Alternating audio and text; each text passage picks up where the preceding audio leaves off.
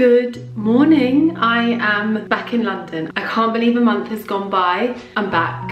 I feel okay. Well, I'm gonna have to fill you in on a bit of a story, but I'm feeling good. I am feeling okay. Unexpected, because I did think I was just gonna be completely down in the dumps, but it's okay. It's okay. It's all okay. I've had a busy morning. I've got up, I've shot a ton of content, and I've been very, very productive, I have to say.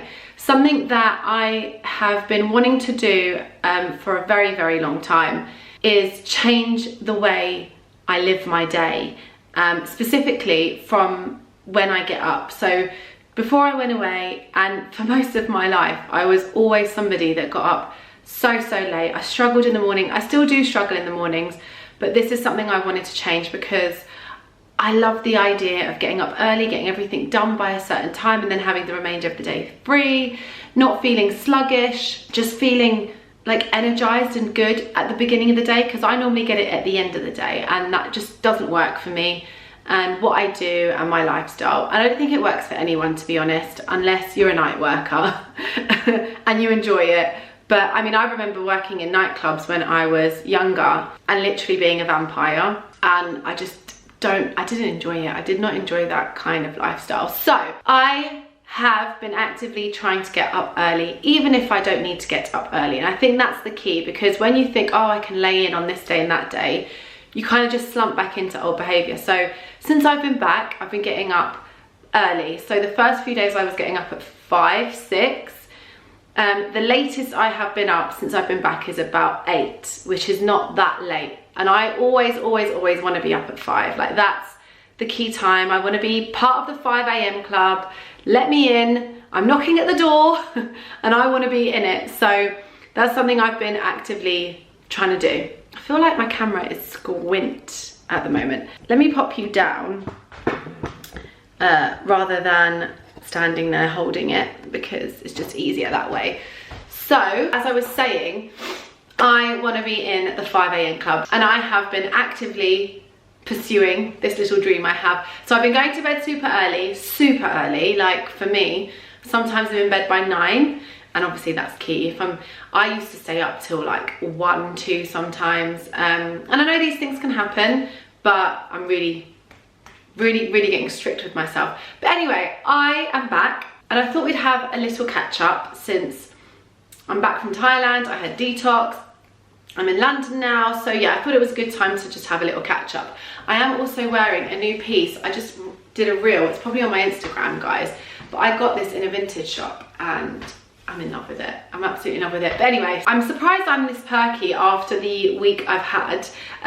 My laptop stopped working 5 days, 6 days before I came out here, which is why all of my videos are now backdated. I haven't posted, I think, in a week or 2. Not much content going up on Instagram because my editing system is basically down. I've been to Apple, I came back. Let me rewind. So basically, we left Thailand. We got on the plane, the first plane. I was feeling fine, other than sadness, obviously, because I was leaving Thailand. And I had some plain food. I had pad thai. It was vegan. You get the chance to request. I requested vegan. Now, we don't usually eat plain food. Like, it's a big no-no. It's not good for you. There's a lot of rubbish that goes in there, and it's just safer to bring your own food. But because this is long haul, I selected vegan for both of us just in case. Anyway, so our food has come and I've eaten it, and while I'm eating it, I can feel that it's not right, but for whatever reason, maybe just for the fact that I was hungry and we hadn't had many snacks back from Thailand, and also Thailand, you're not allowed to really bring any food with you, so we didn't have much backup. So there's me eating my food. Something's not quite right, and I finish it. Then I fall asleep, and then some other thing comes, like a little sandwich with hummus and some roasted veg, and I wake up, eat that, and go back to sleep without thinking. It's all just unconscious acting, like I'm just doing. So anyway, I fall back asleep. The first flight was 7 hours. As we near the end of that flight, I start to feel like very full, like my stomach was just, it just felt like I couldn't breathe. So there's me thinking I need to go for number 2. So we have like an hour till the next flight. So we head to the gate, everything's on time. I head to the toilet, give myself some time, nothing. So now I'm thinking, this is a bit weird. When I've eaten something funny, I can normally just get it out and carry on. So I'm not successful, and I get on the second plane. And from the get-go, I knew that I was poorly. And for 7 hours, I vomit the whole time. The whole time. The poor people. Luckily, myself and Stefania had the middle row of 4 seats. There was no one there, but obviously there was people around us. I vomited for 7 hours.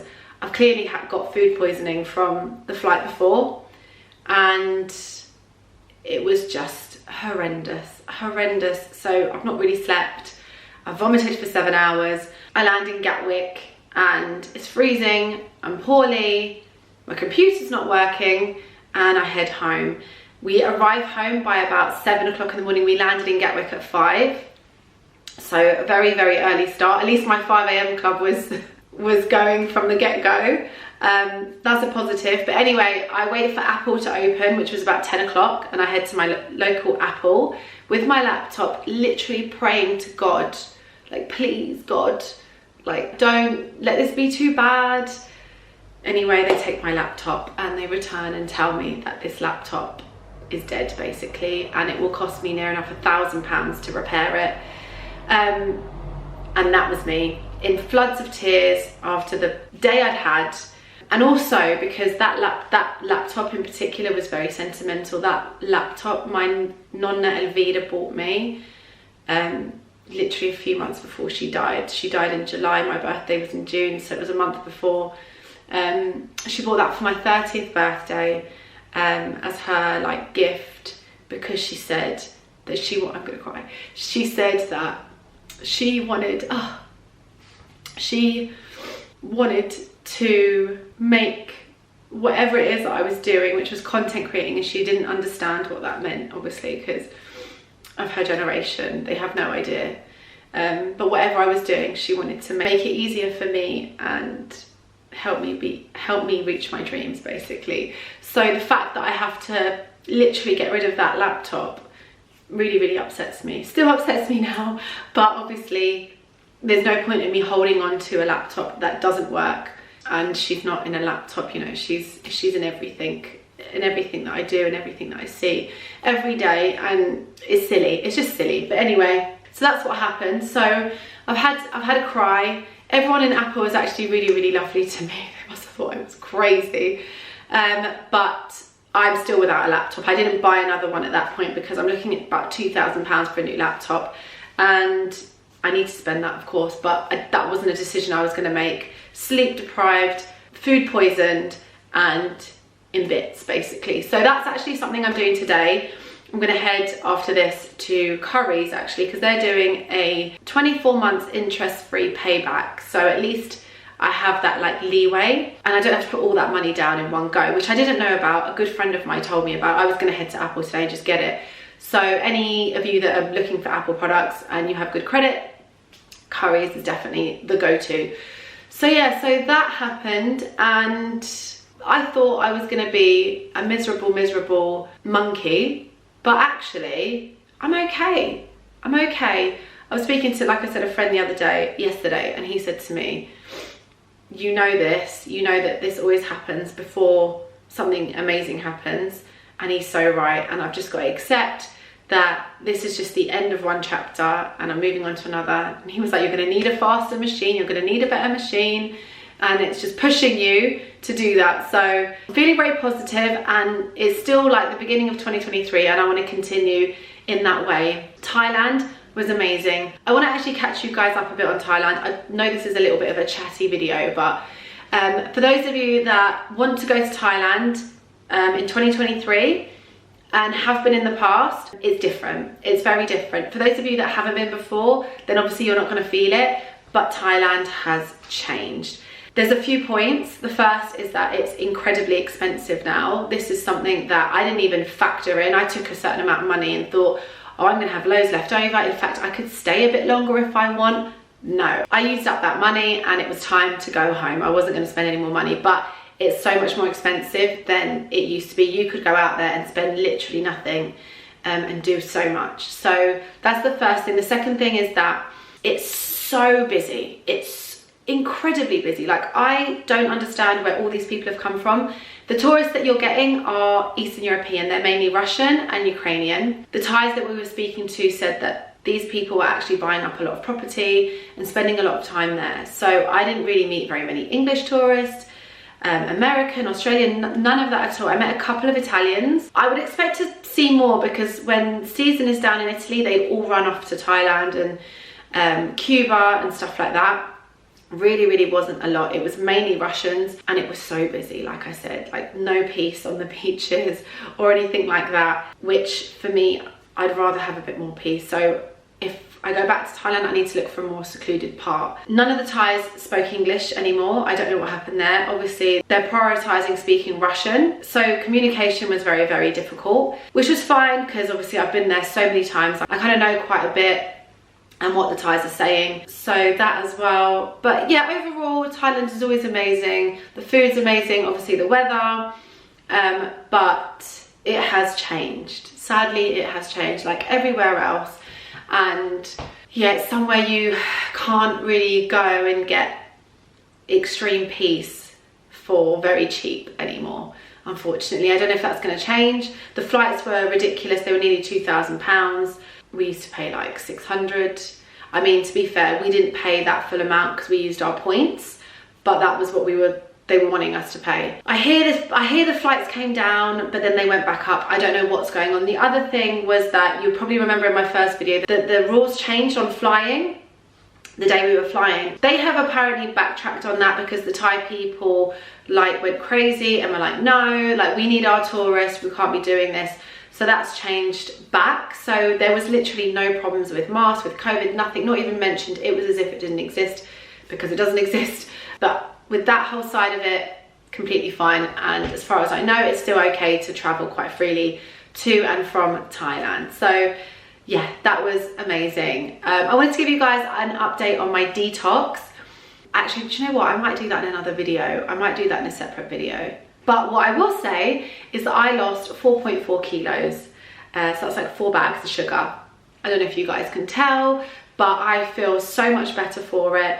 I feel so cleansed in every part of my being, my body, my mind. And that's probably actually why I'm getting up in the morning like I wanted to. I'm quite positive for the fact that things are just being very difficult around me. And I always find that with coming out of detox, you just feel like leveled up or to another level. Like you just come out of what you are when you go in and have a shift. That's the shift, that's it, it's the shift. I always say to people, you'll find that you shift, and that's the best part of detox for me. It's not the weight loss. I'll accept the good skin as well because my skin was bad before I went in, but it's the shift for me that I crave and I love every time I go in. And detox is going to be something that I make sure that I'm doing yearly, I'm saving up for, I'm taking the time to go out and do. It is my self-love, it's my self-care, it's what I need and I feel everybody needs. Like seriously, it's amazing. I'm so happy I did it. So yeah, I might go in depth in another video with you with that. I've got like my sheet with my before and after pictures, how much I lost everywhere. Like I'm now a 26-inch waist. I went in with a 27, 28-inch. 26-inch was my waist when I was 19.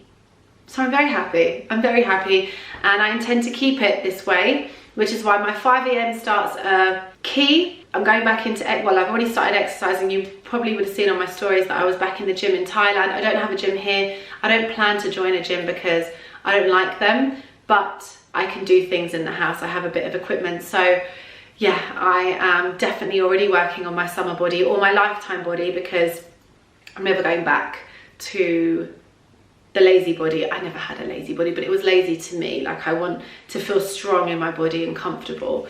So yeah, so a lot has shifted, which is really good. I'm feeling good, and yeah, I'm mixed feelings about being back, to be honest.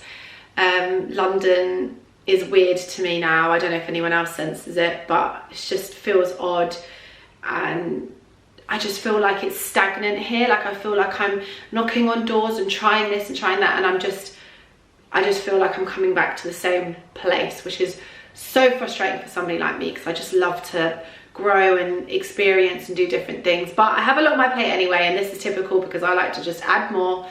I'm heading off to Poland in a couple of weeks to finish things out there, and then I have to go to Italy to sort some stuff hit there as well. So it's all go, go, go as usual.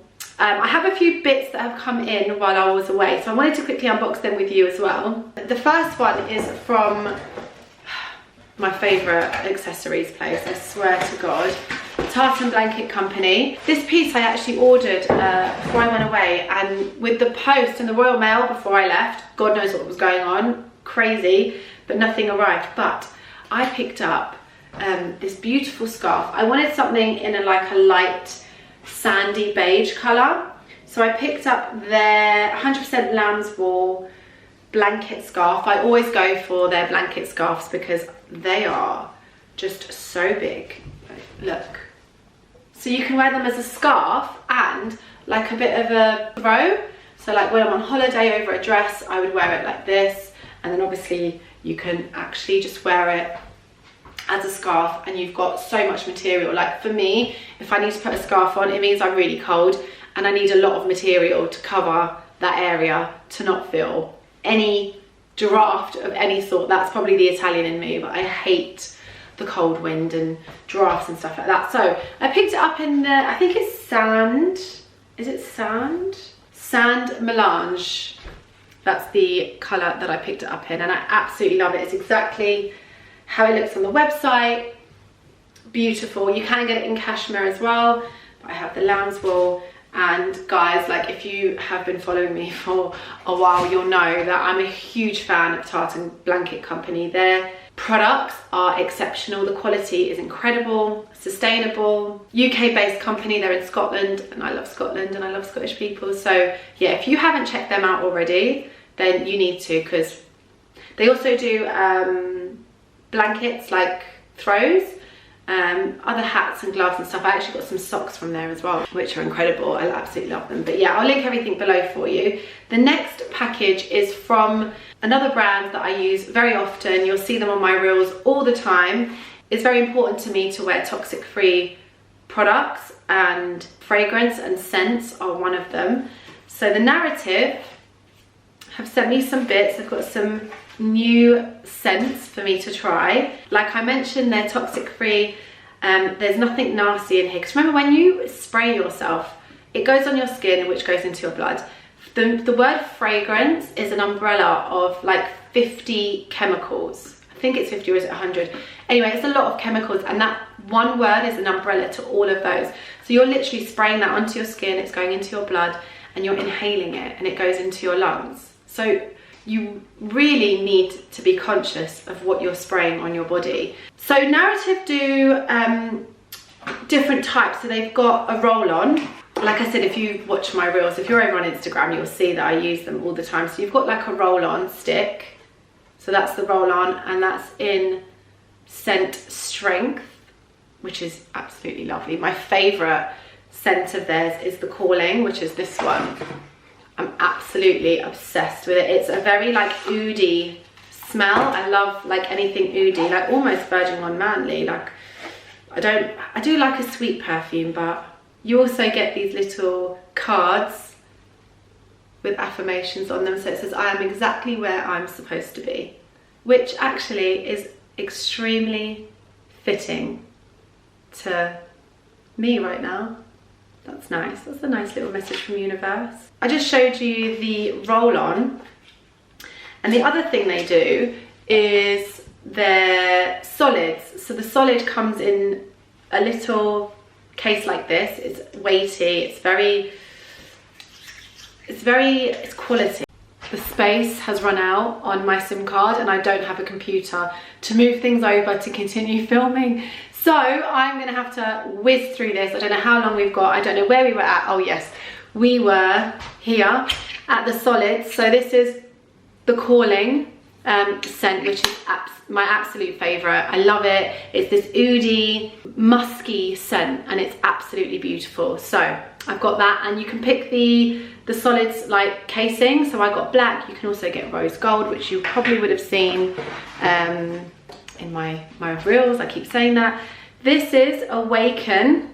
So this is a fill, like I can refill the solid case. So lovely and sustainable too. So this scent is Awaken, and this is a new one for me. Oh, that's beautiful. So it smells like being part of something bigger. I love that. And when you know that you are enough. Well, that's right about now. That is right about now. I'm so ready. So that's lovely. And then we have Grounded. So you can also, so remember there's no spraying, because the spraying gets into our lungs really easily, and you need to put a whole lot of stuff in there to make it spray. So instead, the other option are drops. And you can just pop them on your wrist and give them a rub. Oh, that's amazing. Oh my God, that reminds me of a memory.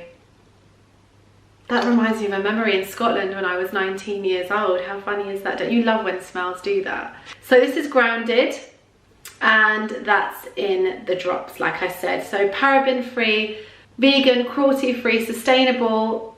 Absolutely love this brand. And you can tell I love like my black products, because I always get the black. Although I do have a few rose gold, which I love. So I'll link them below, and you'll definitely see them on my Instagram very, very shortly. I'm being really fast because I'm scared this is gonna cut off. The last package is actually from Ren. Ren is just killing it. I'm sorry, like I'm actually gonna do a whole skin video, because the products that are changing my skin right now are lifesavers. Seriously, like, anyway, that's gonna be another video. But they have sent me, I'm guessing, a new product.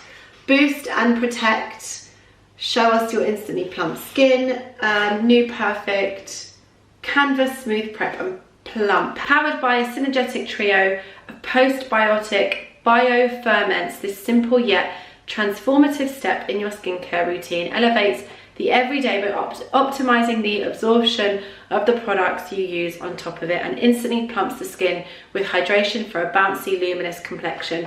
The perfect pre-skincare or pre-makeup prep. You'll see a visible difference when you use it. I've never used a pre-makeup product from them, and this is it. And you guys, I believe them, because everything I've tried has literally done what it says on the tin. Oh God, this is so exciting. So here we are. Here's the product. It looks very nice. I love the packaging.